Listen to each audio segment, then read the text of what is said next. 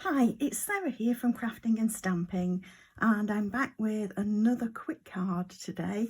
Today I'm going to be using the hand-penned papers during July through to the 2nd of August. There's 15% off these papers, so it's a great time to be using them. And I'm going to be using this particular pattern today. We're going to use both sides of it, you'll see in a moment. And the papers, they actually come in 12 by 12, but I've just got these 6 by 6 ones to be able to show you a bit easier. So this is the same pattern, and on that side you've got the yellow, which the Daffodil Delight, which looks great.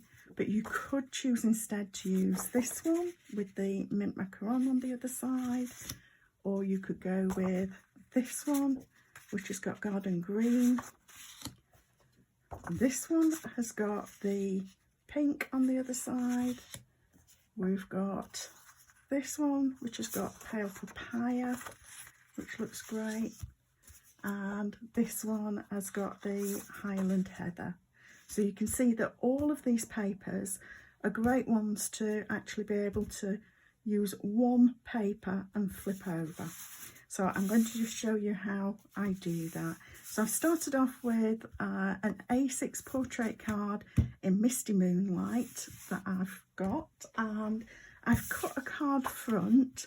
This is 5.5 inches by 3 7/8, and we're just going to use the paper trimmer, and we're going to cut this at 1.5.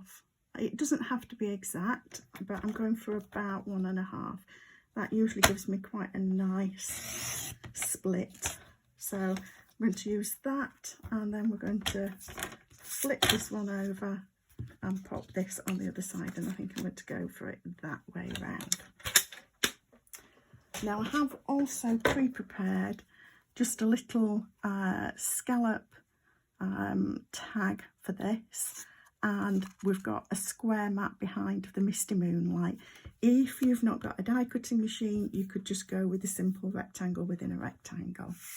So what we're going to do now is just adhere these to our card front. Just get my glue going. There we are. And then we'll pop this on the card front, so not too many layers on this one. Just get that around about even on those 3 sides, and then we're going to just use the different side for this one. Flip that over and pop that on like that. And you could just leave it like that. Personally, I like to just give it a little bit of a cardboard. So I've cut a skinny strip, didn't measure the width of it. That is 5.5 inches long to go with the card front that I've used. And I'm just going to pop a bit of glue on the back of there, like that. And use that to cover the join. I just like the way that that looks, and if I get that lined up, I can make sure that that is straight. Yeah, that looks straight to me. So that is our card front, and like I say, I've got my mat ready. I'm going to be using the thanks. I've actually gone with the hand pen petals, which goes with the paper. This stamp set, and there's dies to go with it as well, but of course you could use any sentiment. And I'm going to grab my Misty Moonlight ink so that we're keeping the colours together, and I just want to get my mat because I'm using photopolymer. And because this is actually at a little bit of a slant, it's pretty forgiving even if you don't get it straight. So there's the thanks. And I'm going to adhere that direct to the mat. So we'll just grab a bit of glue.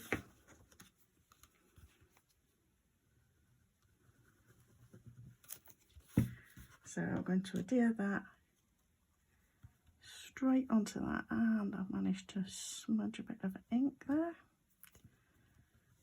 That's not good. There are ways around that. What I would probably do to cover that up is probably get a little bit of ribbon. I have also picked up some little jewels. I was planning on using them here, but we may use them on this now because of that. And stick some dimensionals on there. So smudging ink happens. It's just one of those things. So I'm going to pop that on like that. And I'll grab my pokey tool.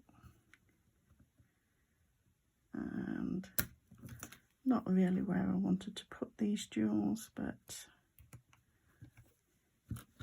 when you need to cover up ink smudges, it's just kind of what you have to do. So we'll pop one as well up there. So like I say, not where I'd have liked to have put them, but there's our quick card for today. And please subscribe so that you see these quick cards and Friday's quick tips in the future. And please leave me a comment, let me know whether you like these videos that I'm doing for you, and I hope to see you again soon.